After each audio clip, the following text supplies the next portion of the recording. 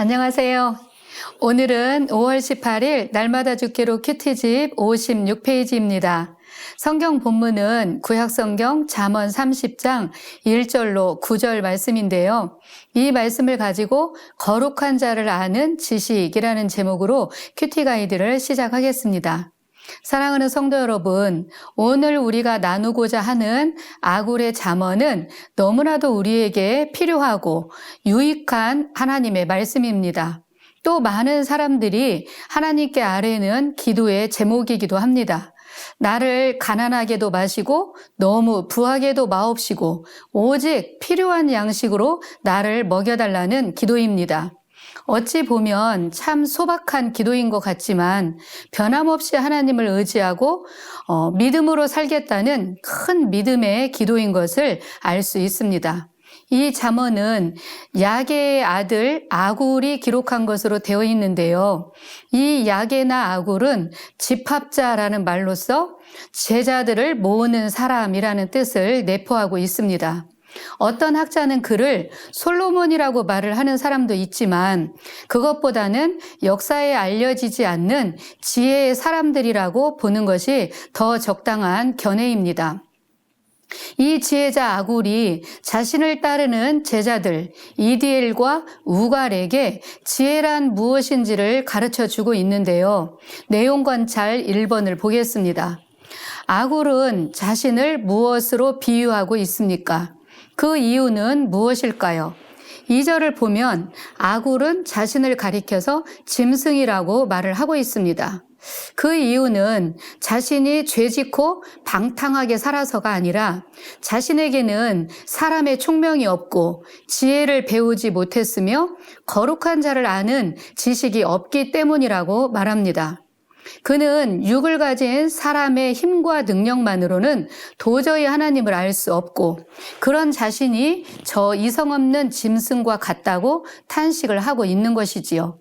고린도전서 2장 14절에도 보면 육에 속한 사람은 하나님의 성령의 일을 받지 아니하나니 저희에게는 미련하게 보임이요 또 깨닫지도 못하나니 이런 일은 영적으로라야 분변함이니라 라고 했습니다.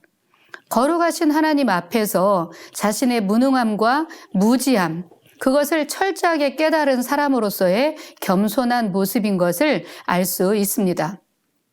두 번째, 아굴은 하나님의 말씀을 어떻게 대하고 있습니까?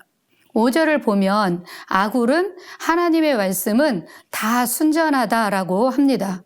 여기서 순전하다라는 말씀은 은이나 금을 도가니에 녹여서 불순물이 다 빠진 깨끗한 상태를 가리킵니다. 그런즉 하나님의 말씀은 불순물이 전혀 섞이지 않은 깨끗한 순결한 상태라는 것을 말씀하고 있는 것이지요. 시편 12편 6절에도 보면 여호와의 말씀은 순결함이여 흙도가니에 7번 단련한 은과 같도다라고 했습니다. 아굴은 이렇게 하나님의 말씀이 하나님 자신을 의지하는 모든 자에게 방패가 되어줄 것이라고 합니다. 그러면서 그 말씀에 다른 것을 조금도 더하지 말라고 경고하고 있습니다. 그렇습니다. 원수는 끊임없이 우리를 공격하고 무너지게 합니다. 그러나 이 순결한 하나님의 말씀이 곧 방패가 되어 우리를 견고하게 지켜주며 보호해 줄 것입니다. 곧 방패 대신 하나님께 피하는 모든 자는 구원을 얻게 됩니다. 세 번째, 아굴이 하나님께 구한 두 가지는 무엇일까요? 첫째는 8절을 보면 헛된 것과 거짓말을 자신에게서 멀리 해달라고 간구합니다. 두 번째는 자신을 가난하게도 하지 말고 너무 부하게도 하지 말아달라고 간구하지요. 오직 필요한 양식으로 먹여달라고 합니다. 아굴이 이런 기도를 드리는 이유는 무엇 때문일까요? 그는 자신이 하나님을 욕되게 하며 하나님을 떠나게 될까 봐 두려워해서입니다.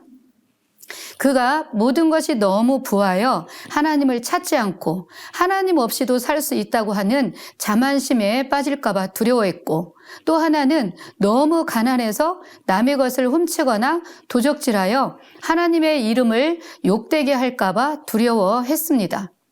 그가 죽기 전에 자신의 이 기도를 꼭 들어달라고 간구한 것은 그 기도를 한두 번 하고 만 것이 아니라 오랫동안 지속하여 하고 있다는 것을 볼 수 있게 됩니다.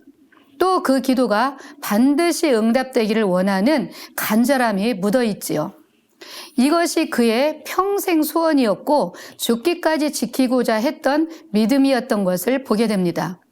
아굴이 이처럼 평생 하나님의 이름을 영광스럽게 하며 그 이름을 위해 살고자 소원을 가졌던 것처럼 우리도 그런 마음 중심으로 사는 것이 필요하다고 봅니다. 네 번째 연구와 묵상입니다. 아굴이 자신을 짐승에 비유한 이유는 무엇일까요?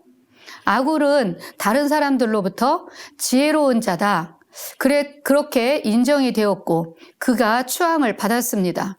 자신이 가르치는 지혜의 말을 듣고 따르려고 수없이 많은 사람들이 몰려드는 것을 보면서 그는 갈등하고 자괴감에 빠졌던 것을 볼 수 있습니다.